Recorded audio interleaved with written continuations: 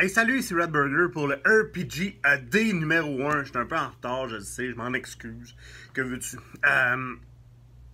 Fait que donc aujourd'hui, RPG D début. J'ai déjà raconté mes débuts sur la chaîne, puis ça fait super longtemps. Je me dis, allons-y, c'est ce que ça m'inspire, début, voilà. Euh, Contrairement à beaucoup de monde, moi j'ai pas commencé pas commencé avec du Donjon et Dragon, boîte rouge, boîte blanche, boîte bleue, alouette. Non, moi ça a commencé bien bizarrement par du Robotech, un jeu de robot basé sur une série des années 80-90.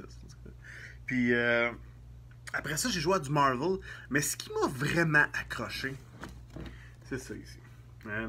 Ouais, la boîte d'initiation au jeu d'aventure, l'œil noir. J'ai récupéré, écoutez, puis juste, tu sais, il y a certaines choses qui m'ont. C'est juste ça ici, là. Regardez ça, ce panneau-là. Écoutez, ça a comme fait. C'est ce qui a fait en sorte que j'étais vraiment accroché. Pour ceux qui s'en rappellent, moi, c'était c'était peut-être quelque chose d'un petit peu plus facile à aller chercher que du Donjon et Dragon. C'était plus accessible. Ça se vendait en librairie. Tu sais, pour regarder les deux livres. Le livre des aventures et le livre des règles. Le livre des règles, hein. Écoutez, je me souviens que nous on trichait un peu parce que, vu qu'on n'avait pas les règles de Donjons et Dragons, ce qu'on faisait, c'est qu'on utilisait les règles de l'œil noir, on modifiait tout. Fait qu'on avait des aventures de Donjons et Dragons qui se ramassaient en version l'œil noir.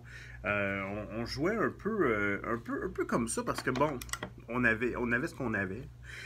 Puis je me souviens, avoir fait le tour des librairies, des petits magasins de livres usagés pour trouver des livres comme ça. Puis quand j'en trouvais, je venais fou. Puis après ça, on essayait de trouver autre chose. Défis fantastiques, les terres de légende et tout ça. Des livres dont vous êtes le héros pour être capable de tout mettre ça sur la sauce, l'œil noir.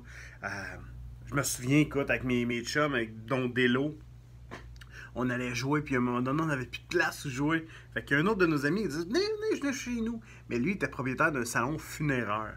Fait qu'on allait jouer dans un salon funéraire. Écoute, il y avait des salles d'exposition, l'exposition des cercueils, tout ça.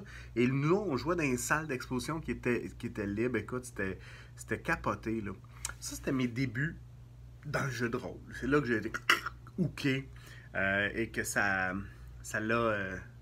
a donné le reste de ma vie. Donc, c'était Daniel Lapointe, RPG D 1. On s'en reparle, salut.